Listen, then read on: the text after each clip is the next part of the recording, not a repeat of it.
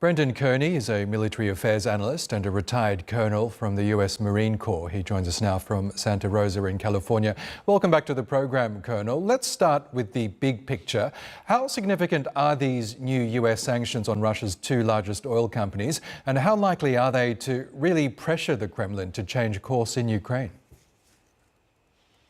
Well, it's hard to give an exact assessment on that because the sanctions have proven to be somewhat effective, but they've been going on now for almost 4 years and have not brought the Russians to the peace table. Now, that being said, it's bound to have an impact on these two huge companies. And it's also, I understood today, started to have what appears to be an impact in that the two largest buyers of Russian oil, China and India, have backed off some commitments or have curtailed some of their purchases.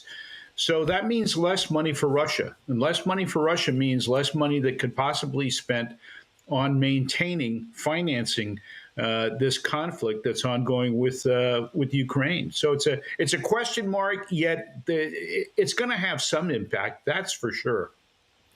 Now, Trump's move marks another major U-turn, cancelling a planned summit with Putin and tightening sanctions just days after hinting at diplomacy. What do you think prompted this shift, and how might Moscow interpret it? Well, I think the prompting of it clearly came from the telephone call between Rubio and Lavrov the other day that basically put a stake through the heart of any meeting in Hungary.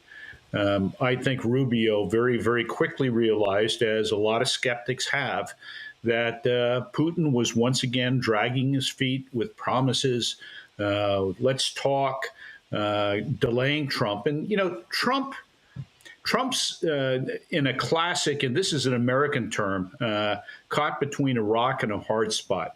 What he wants to do is he wants to bring peace to this conflict. But at the same time, in order to do that, he's got to be tough with Putin. But if he is too tough with Putin, then the dilemma is that Putin will simply not agree to talk. It's very simple.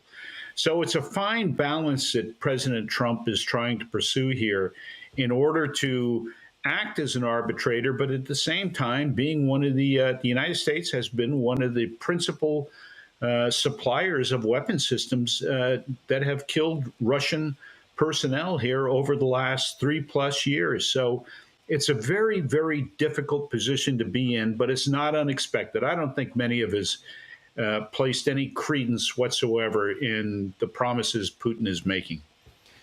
Looking ahead, do these new US sanctions and the broader Western pressure campaign bring us any closer to peace talks, or do they potentially risk deepening the standoff between Washington and Moscow?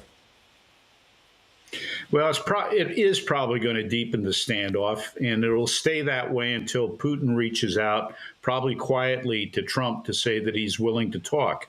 However, all that being said, I think the real hammer that Trump has is the release of the Tomahawk missiles to Ukraine.